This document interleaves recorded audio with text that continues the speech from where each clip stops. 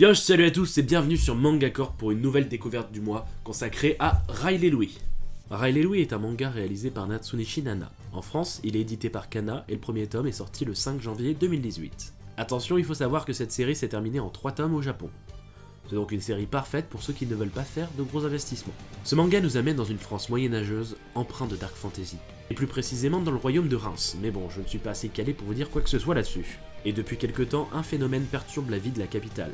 Une lance volante s'attaque aux habitants pour les assassiner. Heureusement, un mercenaire appelé Ryle fait son apparition et neutralise l'arme. Enfin, pas vraiment, vu qu'elle se transforme en être humain.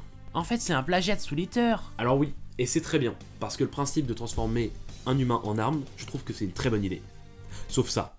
Ça, jamais. Excalibur! Et donc cet être humain était en fait le maître de Ryle, le prince Louis. Je ne vais rien raconter d'autre au niveau de l'histoire pour pas trop vous spoiler, mais en gros, on apprend l'origine du problème et on suit le prince héritier et son mercenaire pour sauver leur royaume. En ce qui concerne nos deux héros, on a d'un côté Louis, prince au gros cœur et plutôt effacé. En gros, il est courageux et respecte son indo, mais il sert pas à grand chose. Enfin, vous verrez bien. De l'autre, Ryle est un personnage beaucoup plus libre, chambreur, amateur de belles femmes, et il n'hésite pas à foncer tête baissée. Ça reste classique, mais plus sympa à suivre que le prince inutile. Alors au début, j'ai été plutôt surpris de la relation ambiguë entre le prince et le mercenaire. J'ai cru me retrouver dans un yaoi. Au début, quand on s'y attend pas, ça surprend. Mais après, on s'y habitue. En essayant de pas trop vous spoiler, je vais quand même vous parler de Guillaume, capitaine de la garde royale. Alors lui non plus ne respire pas l'originalité, étant donné que c'est un Levian un peu plus sympa, mais c'est toujours un personnage qu'on apprécie. Je vais pas m'étendre sur le caractère design qui est un peu basique, c'est des vêtements de l'époque qu'on a un peu plus fantaisiste.